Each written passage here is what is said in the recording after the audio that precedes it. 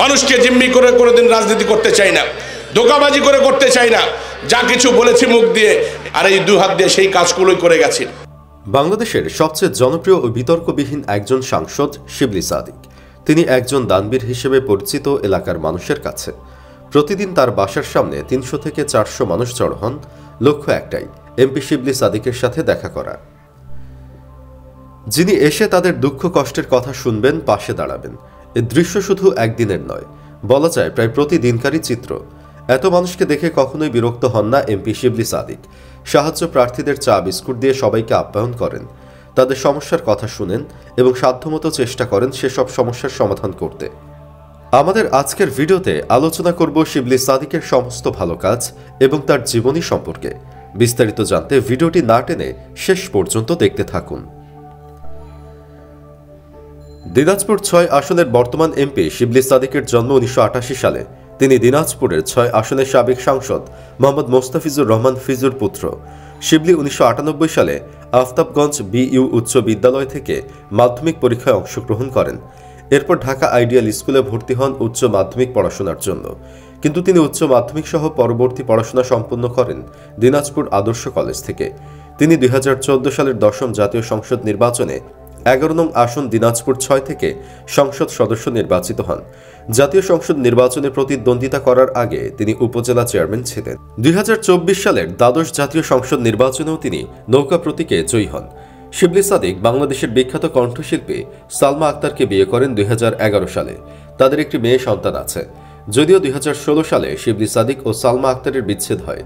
এরপর ২০১৯ সালে তার নির্বাচনী এলাকা হাকিমপুরের মল্লিক বাড়ির মেয়ে খাদিজা আক্তার শিমুর সাথে দ্বিতীয় বিবাহ বন্ধনে আবদ্ধ হন। ব্যক্তিগত জীবনে তিনি সংস্কৃতিমনা একজন ব্যক্তি। কলেজ জীবনে তিনি বিভিন্ন সাংস্কৃতিক কর্মকাণ্ডের সাথে জড়িত ছিলেন, পাশাপাশি রাজনীতিও শুরু করেন।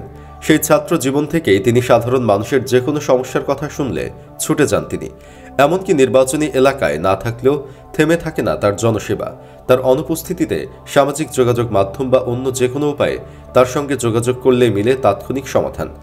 সংসদ সদস্য নির্বাচিত হওয়ার পর থেকে তিনি নির্বাচনী এলাকার প্রত্যন্ত গ্রামাঞ্চলের রাস্তাঘাট, ব্রিজ, কালভার্ট, মসজিদ, মাদ্রাসা, মন্দির, ভাঙা রাস্তা সংস্কার, গ্রামের কাঁচা রাস্তা পাকাকরণ সহ মানুষের ভোগান্তি কমাতে অনেক উন্নয়ন করেছেন। স্থানীয় একাধিক বাসিন্দার সঙ্গে কথা বলে জানা গেছে, তাদের বিভিন্ন সমস্যার কথা মনোযোগ দিয়ে শোনার পর তা সমাধান করে দিয়েছেন শিবলী সাদিক। তার কাছে এসে কেউ নিরাশ হয়ে ফেরেন না। স্থানীয় বাসিন্দা কামাল হোসেন বলেন, আমাদের এমপি সাহেব খুব ভালো মানুষ। আমার বড় চাচার কোনো সন্তান নেই। আমাদের এমপি শিবলী সাদিক ভাই বড় চাচার চিকিৎসা থেকে শুরু করে সব ধরনের সহযোগিতা করেছেন। বড় চাচা মারা যাওয়ার পর এখন পর্যন্ত বড় আম্মার প্রতি মাসের সব ধরনের খরচ দিচ্ছেন। শুধু আমার বড় চাচার পরিবারই নয়, এলাকার অনেক মানুষের উপকার করেন তিনি। আফতাবনগর এলাকার সবিপুর গ্রামের রোকসানা বলেন, আমাদের এমপির মতো মানুষ আর হয় না। রাত ২টার দিকে আমার বাসার পাশে বজ্রপাতে একজন অসুস্থ হয়েছিলেন। খবর পেয়ে এমপি সাহেব তখনই এসে খোঁজ খবর নিয়ে সব ধরনের সহযোগিতা করেন। আমাদের এলাকার অনেক ছেলেমেয়ের পড়ালেখার খরচ চালান তিনি। সবার বিপদে সবার আগে হাত বাড়িয়ে দেন। আমাদের এমপি মানুষের সঙ্গে খুব ভালো ব্যবহার করেন, বিশেষ করে গরিব মানুষের পাশে সবসময় থাকেন। জয়পুর গ্রামের লুৎফর রহমান বলেন, আমাদের এমপি এলাকায় অনেক উন্নয়ন করেছেন। রাস্তাঘাট থেকে শুরু করে স্কুল, কলেজ সব জায়গায় উন্নয়নের ছোঁয়া লেগেছে। গরিবের সব সমস্যায় তিনি সহযোগিতা করেন। তিনি আমাদের গরিবের এমপি। আফতাবগঞ্জ ডিগ্রি কলেজের ডিগ্রি প্রথম বর্ষের ছাত্র নূর আলিফ বলেন, আমার মতো কয়েক শতাধিক মেধাবী গরিব ছাত্রের পড়ালেখার খরচ বহন করছেন এমপি শিবলী সাদিক। তিনি অনেক ভালো মানুষ, সবার সুখে দুঃখে পাশে থাকেন, সবসময় খোঁজ খবর নেন।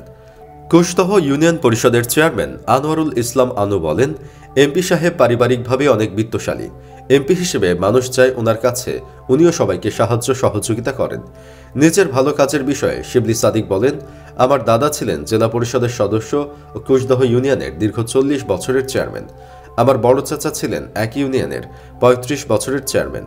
আমার বাবা নবাবগঞ্জ উপজেলা পরিষদের চেয়ারম্যান ও দিনাজপুর ৬ আসনের এমপি ছিলেন। আমিও একবার নবাবগঞ্জ উপজেলা চেয়ারম্যান ছিলাম, বর্তমানে ৩ বারের এমপি। আমার এই মানবিক কাজের প্রেরণা সত্যিকার অর্থে আমার পরিবার থেকে পাওয়া। আফতাব পরিবার দীর্ঘ ১০০ বছরের বেশি সময় ধরে এই এলাকার মানুষের সুখে দুঃখে কাজ করে যাচ্ছে।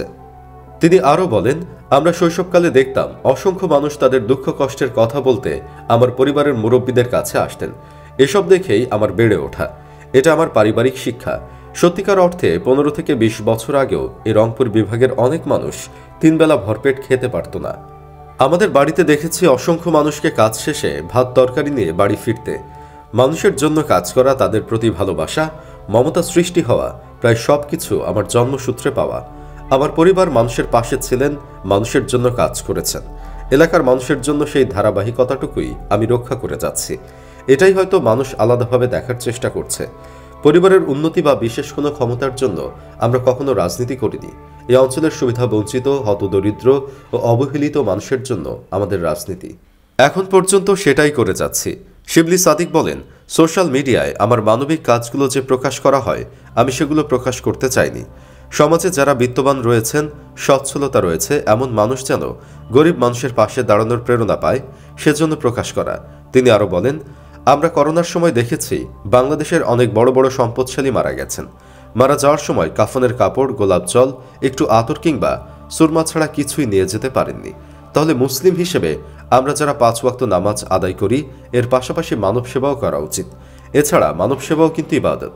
সামাজিক যোগাযোগ মাধ্যমে আমার যে কাজগুলো প্রকাশ হয়েছে, সেগুলো আমার ব্যক্তি স্বার্থে বা নিজেকে হাইলাইট করার জন্য কখনো করা হয় না। এসব মানুষকে উদ্বুদ্ধ করার জন্য করি এবং আমি স্মৃতি রেখে যেতে চাই। আমি যখন পৃথিবীতে থাকব না, তখন আমার সন্তান যেন জানতে পারে তার বাবা কেমন ছিল। মানুষের মুখে আমি আমার বাবার ভালো কাজের কথা শুনেছি। আমার পরিবারের পরবর্তী প্রজন্ম যারা আছে, তাদের আমি শেখাতে চাই তারাও যেন এই ধারাবাহিকতা রক্ষা করে। মানুষের পাশে দাঁড়িয়ে আমি একটা বিশাল শান্তি খুঁজে পাই। সামাজিক যোগাযোগ মাধ্যমে আমার মানবিক কাজগুলো প্রায়ই সবাই ভালোভাবে নেয়। 2-1জন বাজে কমেন্ট করে, যারা অন্য দলের লোক। আমি মনে করি বাংলাদেশের সকল পর্যায়ের মানুষের মানসিকতা এক না। এই সংসদ সদস্য বলেন, এসব কাজ করতে গিয়ে অসংখ্য স্মৃতি রয়েছে। আমি যখন প্রথম উপজেলা চেয়ারম্যান নির্বাচন করার জন্য বেরিয়েছি, তখন পথে একজন ভ্যানচালক আমাকে 800 টাকা দিয়েছিলেন। এবারের নির্বাচনেও কিছু মানুষ আমার হাতে টাকা দিয়েছে। অবাক হই, যারা একদিন কাজ না করলে খাবার জুটবে না, তারাও আমাকে হাতে 50 টাকা, 100 টাকা দিয়ে দিচ্ছেন। এরকম অসংখ্য মানুষের দোয়া ও ভালোবাসা আমার সঙ্গে আছে। এখন আমার সবচেয়ে বড় টার্গেট মানুষের জন্য কর্মসংস্থানের ব্যবস্থা করা। যদিও এর আগে এই এমপির বিরুদ্ধে আদিবাসীদের জায়গা জমি দখল করে নেওয়ার অভিযোগ ছিল। 2-1টি অভিযোগের কথা বাদ দিলে এমপি শিবলি সাদিক একজন ক্লিন ইমেজের মানুষ। সুপ্রিয় দর্শক, এই এমপিকে কেমন লাগে আপনার কাছে? কমেন্ট বক্সে জানিয়ে দিন তাকে নিয়ে আপনার মতামত।